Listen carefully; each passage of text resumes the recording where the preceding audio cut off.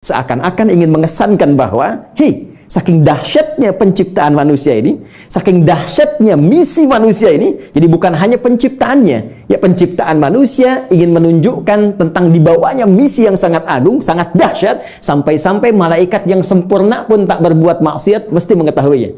Sampai-sampai jin pun yang dicipta lebih dulu mesti mengetahuinya. Ya, hanya bedanya yang di Quran surah 15 ayat ke-28 Allah menggunakan redaksi khaliq, ya. Karena itu kita menyebut Allah dengan sang khaliq, diambil dari diksi Al-Qur'an. Inni khaliqum basyara, mencipta yang tak pernah ada, ya, sebelumnya, mencipta yang tidak bersandar pada bahan yang ada sebelumnya, beda dengan sifat makhluk yang tercipta.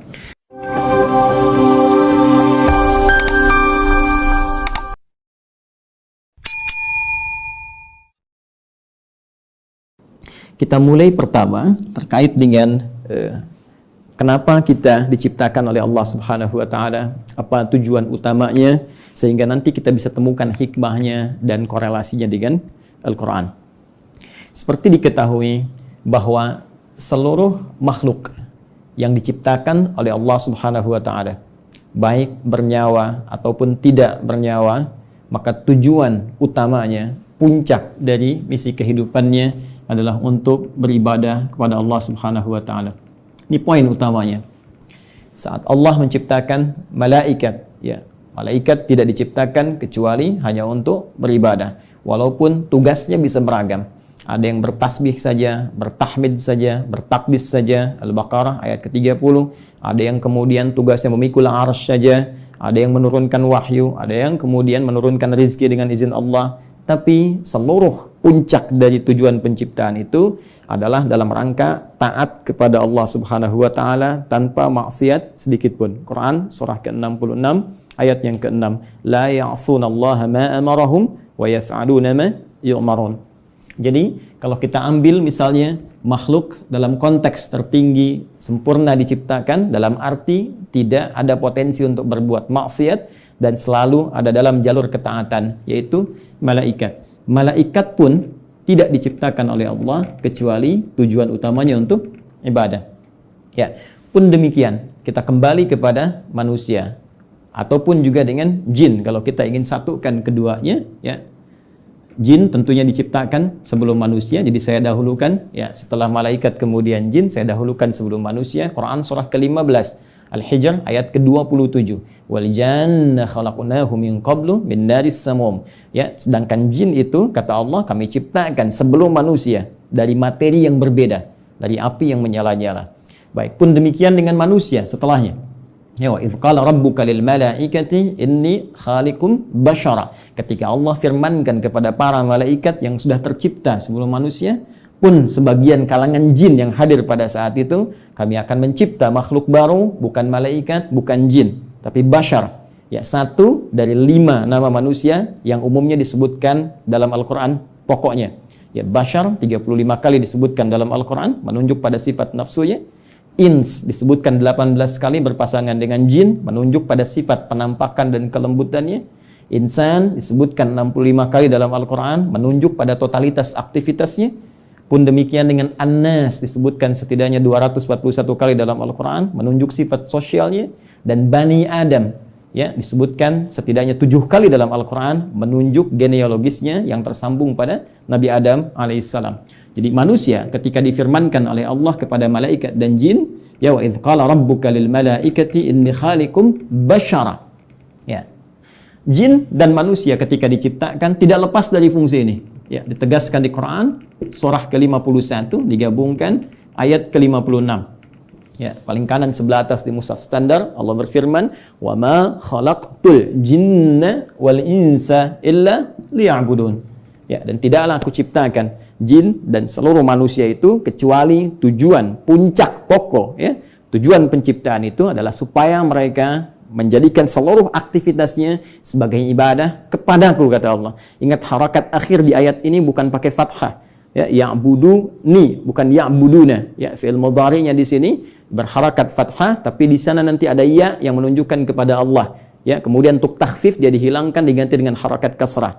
Jadi jelas Allah memberikan kesan yang tegas bahwa seluruh fungsi penciptaan manusia, Tiada lain, seluruhnya dalam rangka beribadah kepada Allah Subhanahu wa taala. Nah, yang menarik adalah ketika Allah mendeklarasikan dan menginformasikan tentang khususnya manusia, ya, dalam konteks tugasnya untuk beribadah ini, maka diperjelaslah oleh Allah mengenai tempat dan misinya di mana dia akan beribadah. Kemudian seperti apa misi yang akan diemban. Ini sangat menarik, ya. Itu disebutkan di Quran surah kedua Al-Baqarah di ayat ke-30, ya. Paling kiri sebelah atas di mushaf standar.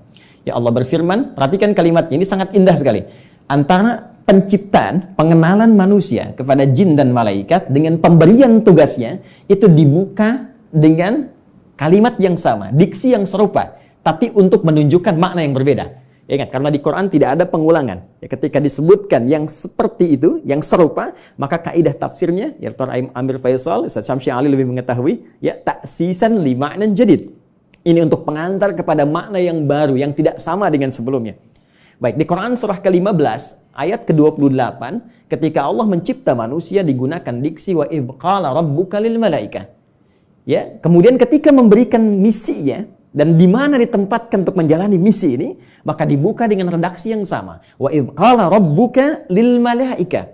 Seakan-akan ingin mengesankan bahwa, hei, saking dahsyatnya penciptaan manusia ini, saking dahsyatnya misi manusia ini, jadi bukan hanya penciptaannya, ya penciptaan manusia ingin menunjukkan tentang dibawanya misi yang sangat agung, sangat dahsyat, sampai-sampai malaikat yang sempurna pun tak berbuat maksiat mesti mengetahuinya. Sampai-sampai jin pun yang dicipta lebih dulu mesti mengetahuinya. Ya, hanya bedanya yang di Quran surah 15 ayat ke-28 Allah menggunakan redaksi khaliq, ya.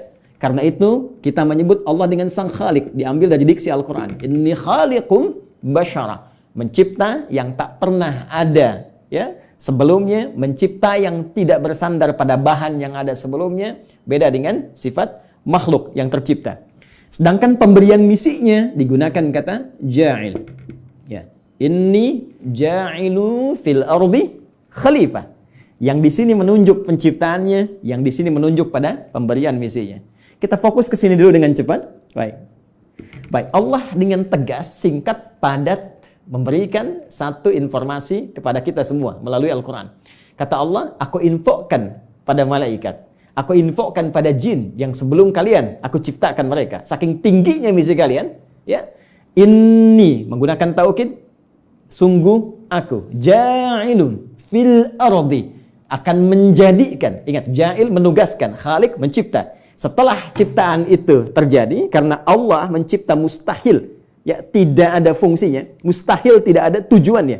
Di dalam bahasa Arab, kalau kita sudah membuat sesuatu, kemudian ingin menjadikan, menerangkan fungsinya, apa yang telah dibuat itu, orang Arab menggunakan diksi ja'ala, ya ja'alu ja'il. Allah telah mencipta manusia, Quran surah 15 ayat ke-28, dan ingin menerangkan, ini fungsi, misi penciptaan manusia itu. Maka digunakan kata ja'il. Inni ja'ilun fil ardi. Satu, fil ardi. Ini poinnya. Ini menunjuk pada tempat. Aku akan menjadikan, memberikan fungsi pada manusia yang telah tercipta itu.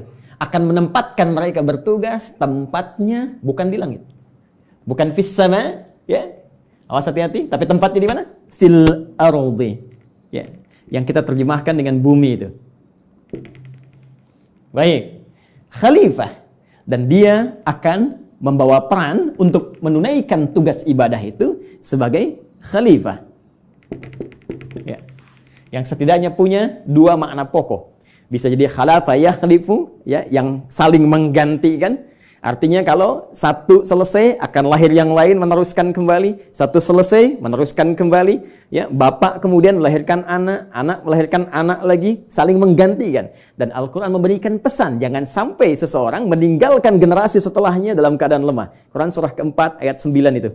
Wal yakhshal ladzina law taraku min khalfihim dzurriyyatan dhi'afa khafu 'alaihim.